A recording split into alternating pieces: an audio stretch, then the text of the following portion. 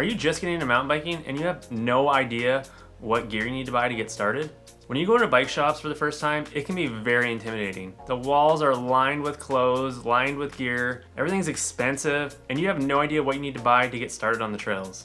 Today I'm going to show you 5 things that I think you should get that'll get you started, get you out on the trails, and not break the bank, and not be anything extra that you don't need. Now I'm going to list off a few things, and obviously you don't 100% need them. You can still do them without these things, but think of it like running. You could go running in Vans, skate shoes, jeans, and a sweater. 100% you could do that, but it's not going to be comfortable, you're not going to have fun, and you're not going to get the most enjoyment out of it, if you can get any enjoyment out of running in the first place. So just like that, all these things I list, you don't have to buy. It'll just make your experience that much better, set you up for success, and it'll be more fun. So here we go with the 5 things that I think you should get to get started mountain biking. All right, thing number 1, definitely the most important, is a helmet. Everyone definitely needs a helmet when they go riding. Don't even think about going riding without a helmet. It should be common sense, but you never know. Some people think about this.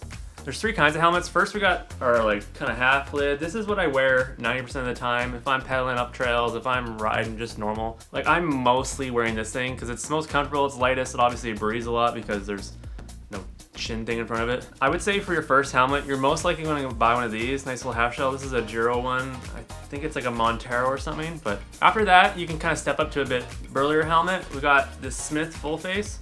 This is still meant for like an enduro helmet. You can still pedal in it. It's got lots of breathability here in the chin. It's like wide open, so all your hot air that you expel gets out. It's more protection than the half shell, still really light. Not quite as full on as the next one, but this is like a good option if you're doing some local enduro races. Maybe you're doing some shuttle laps on your trail bike, but you kind of don't quite want the open face of the half shell. You want a little something more? I would go for one of these. Last of all, we got the big dog. We got the Troy Lee D3. This is for when I'm riding the bike park or when we're doing like big bike shuttles, big long rides. It's a little heavier. It is carbon, so it's not heavy, but heavier. Doesn't breathe quite as well. You can see there's a little more stuff in the chin here, but it offers the most protection. I would ride with one of these in the bike park all the time. I don't really wear that enduro full face that much. I should probably wear it more, but I don't. Mostly the half shell and the full face. So when you start out, it's very tempting to buy things used. I would say a helmet is the one thing you shouldn't buy used though, just because you have no idea what's happened to it, because once your helmet takes a big impact, you should throw it out and get a new one. They're like a one-time hit kind of thing, like a big hit. So you have no idea if that's happened to the helmet you're buying used, you don't know how well it's been taken care of, and you don't know how old it is, because the more you sweat in it, the foam slowly deteriorates. That's why you do have to replace helmets after like a couple of years of use. That's why I would not really buy used. So most helmets nowadays have this thing called MIPS.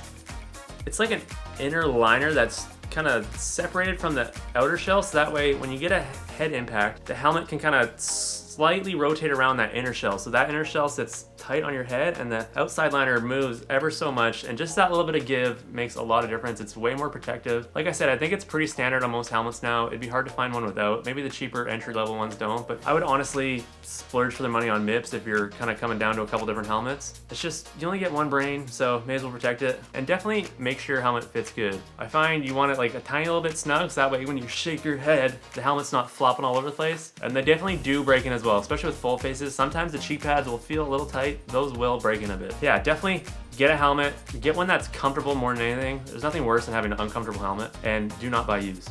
All right, thing number 2 that I would recommend you should buy is a pair of riding shoes. So these are some 510s. These are probably the most popular brand of mountain biking shoes. They're the ones that sort of started it all. Like I said before, you can ride in like Vans if you want, but it's not gonna be very comfortable. They're not gonna have as good grip. These shoes are they have a special sole that's like extra grippy. It's called Stealth Rubber for the 510s. They're known as being extremely grippy, so they're just gonna stick in your pedals way better, and you're not gonna get your regular shoes dirty, and they're definitely stiffer too. Like these ones are a few years old, so they're wearing out a little bit, but the soles are stiffer, the actual shoe itself stiffer. Most of them gonna offer more protection. You can get like thinner, lower profile ones, or you can get like more higher up ankle ones. Many different variations. Like I said, I would definitely recommend this. It's just, I've gone from wearing like 510 mountain biking shoes to just wearing skate shoes, and it's unbelievable how much more painful it is on your feet, because the soles just aren't as thick. So definitely a mountain bike specific shoe is a good thing to do. There's brands like 510, Crank Brothers, Specialized makes some, Ride Concepts. There's tons of different brands out there. Definitely go for a pair of riding shoes though.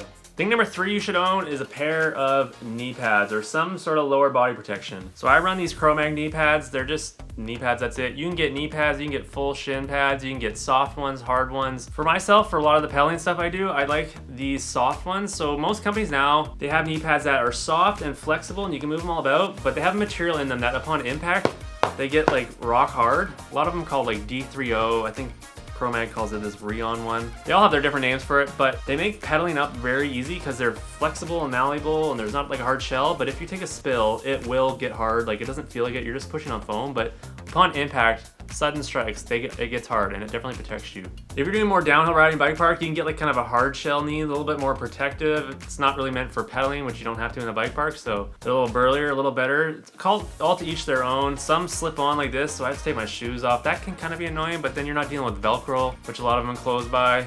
Go to a store, try some on, get the right size, make sure they're comfortable. If you get a good pair, you don't even notice they're on. Like when I'm riding, it's just, they're there. Like I can go out to get a drink afterwards, go get some food, and I still wear them. No problem. Try to wash them every once in a while. They get really sweaty and stinky. So, but yeah, definitely a nice mountain bike knee pad. That's what you want. All right, numero 4 is a pair of riding pants or shorts, either or depending on where you live or what you like. Now this is one of the things, you can definitely ride in whatever you want. If you're a girl, you can wear leggings. Dudes, you can just wear like athletic pants or shorts. But I find mountain bike specific gear, it's like, first of all, good material, so it'll be breathable, it'll be stretchy in the right places, but holds up to abrasion in other places. Like a lot of them have like kind of a thicker knee, but then like these are really stretchy, like you can kind of see.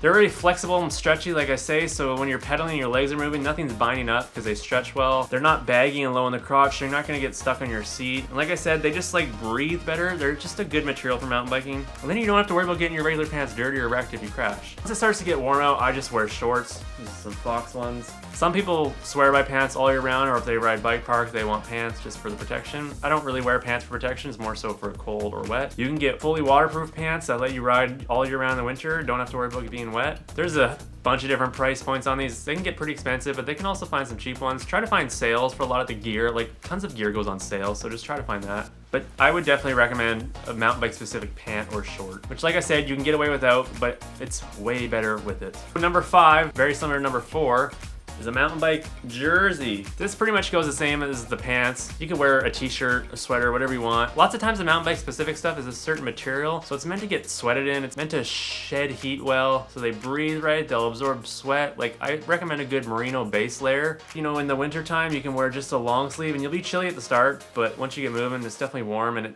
soaks up the sweat well. It doesn't stink when it's merino. And then in the summer, you can go t-shirt as well. Same thing. Once again, you don't need it, but trust me, try pedaling up in a cotton t-shirt and you will want to get a nice mountain bike one because those things don't breathe, they're hot, they're thick, they're just, don't do it. All right, last thing, number 6 is a pair of gloves. Once again, not needed. A lot of times I don't ride with gloves just because sometimes I like the feel and just the look of it. I like the look of no gloves. Definitely when you fall and you scuff your hand on the ground, when you don't wear gloves, it sucks. You're gonna be bleeding most likely. You're gonna cut up your hands. So if you're a beginner, definitely wear gloves. You can get super thick ones, super thin ones. You get cheap, expensive. Once again, look for gear on sales. There's always sales. See what kind you like. Some people like the thinner, like minimalist, like they're not wearing anything at all. They don't like the big bulkiness. Maybe their hands get sweaty. Some people, they get cold hands, so they like their gloves. It all comes down to personal preference. I would definitely recommend gloves if you're starting out. So there we have it. There's 6 things I think you should get if you're starting out mountain biking. Once again, you don't need them 100%. You could definitely still get a bike, get a helmet, go ride your bike. Don't worry about it if you can't afford it. Slowly buy it up over time. Look for sales, like I said. Get a helmet though, for sure. Get a comfy helmet, not a used helmet. That's the most important. If you take anything from this, just get a good helmet. Trust me. If you have any more questions about gear or you're just starting out mountain biking or anything, feel free to ask. Leave a comment down below. Make sure you like the video as always. Subscribe. You know how to do it. And we'll see you on the next one.